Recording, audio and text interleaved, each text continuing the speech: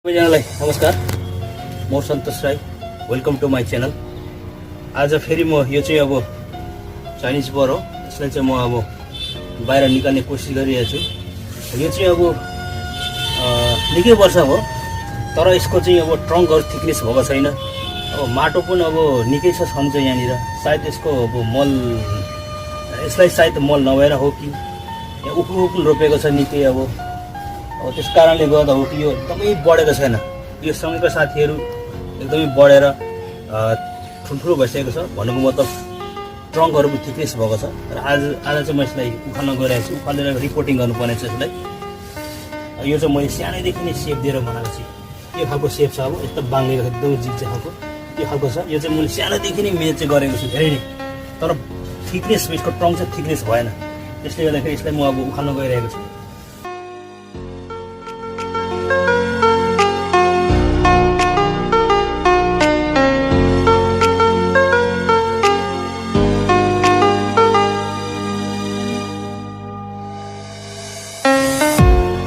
यो चाहिँ अब सानो प्रयत्न हो माथि निकाल्ने, यो चाहिँ अब तान्नको लागि।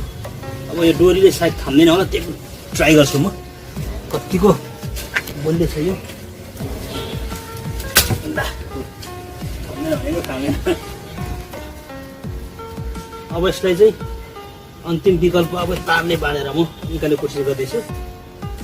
यो अब डोरीले थामेन, तारले बाँधेर यसलाई चाहिँ अब ट्राई गर्दैछु म।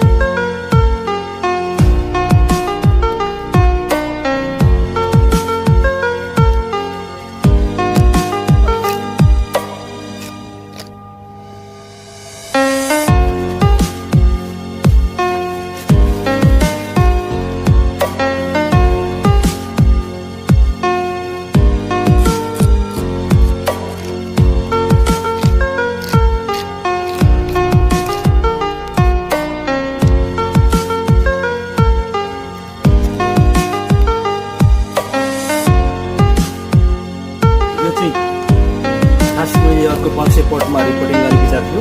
यसको ट्रङ्क पनि सानो भएको कारणले गर्दा, प्लस यो चाहिँ अब अडिनु सम्भव हुँदैन। यो चाहिँ अब जरा स्पिडै छैन यसको। सिङ्गल एउटा ट्याप फ्रुट छ यसको। यसको चाहिँ रोपेदेखिको सायद ट्याप फ्रुट मैले काटेको थिइनँ, त्यसले गर्दाखेरि यस्तो भयो। यसको एउटा सोलिड एउटा चाहिँ ट्याप फ्रुट चाहिँ पुरा लामो थिएछ, लामो गएको रहेछ, चुट्टियो।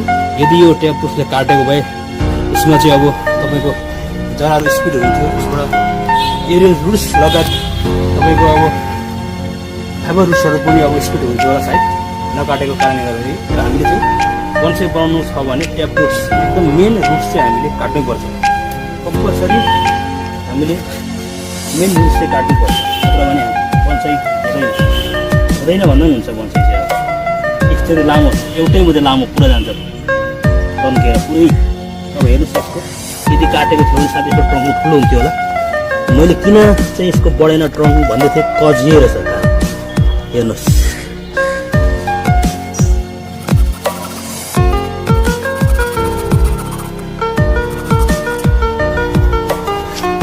यसरी काटिन्छ यसको। अब यसलाई सजिलो यसरी रोक्नु, यसको सट्टै यता भयो, अलिकति बाङ्गी यसरी यसरी आएछ सेप। हेर्नुहोस् सेप। अब यसलाई चाहिँ अब बन्साई पटमा म चाहिँ रोप्दिनँ। अब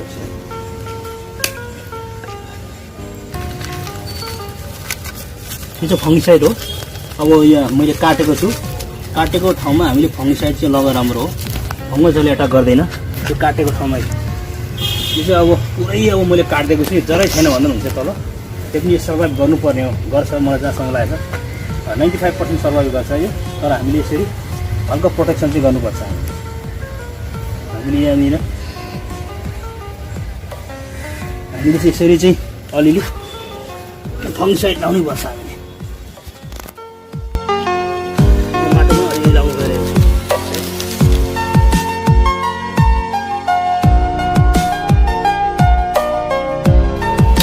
यसलाई चाहिँ म प्लान्टिङ गर्न गइरहेको छु।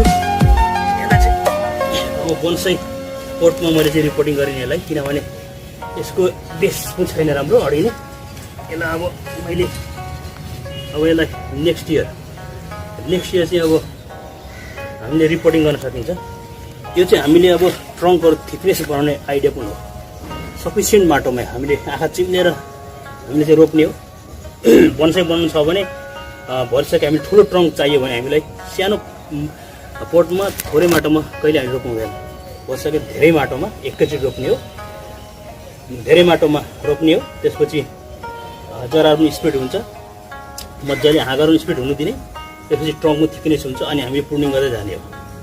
तर हामीले सेप चाहिँ सानोदेखि यसरी निकालेको हुनुपर्छ। ठुलो भएर अब ठुलो भइकन हामीले सेप निकाल्छु भन्दाखेरि सम्भव हुँदैन।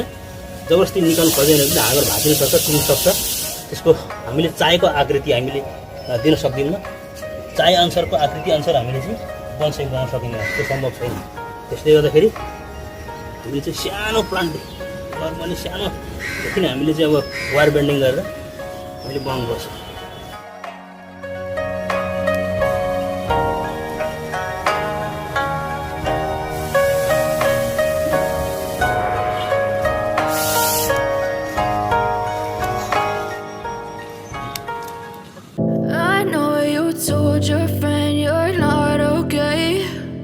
Tell me what's wrong and why you never said you felt that way. And guess you're trying to stay strong and fake a smile until I look away. But I've known you too long, it hurts to watch your blue eyes fade to gray as you fade away, as you fade away.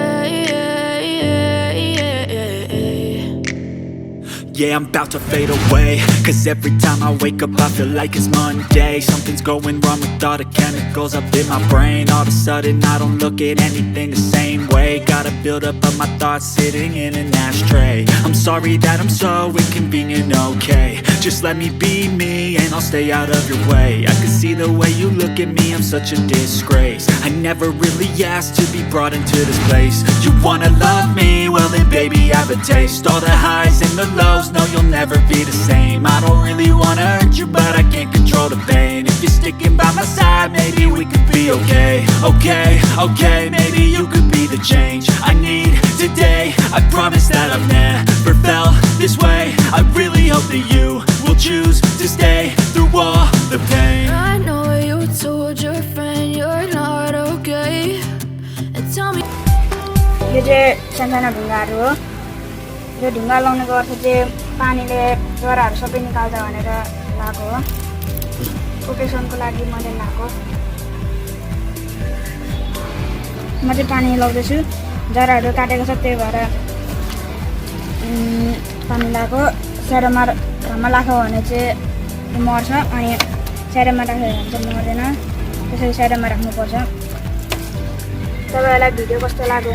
यदि मन पर्यो भने like, share, comment र subscribe गरेर notification बेल दबाउन नभुल्नु होला। Thank you so much. Thanks for watching this video. If you like this video, please don't forget to like, share and comment. And finally, please subscribe my channel, hit the bell icon. Thank you so much.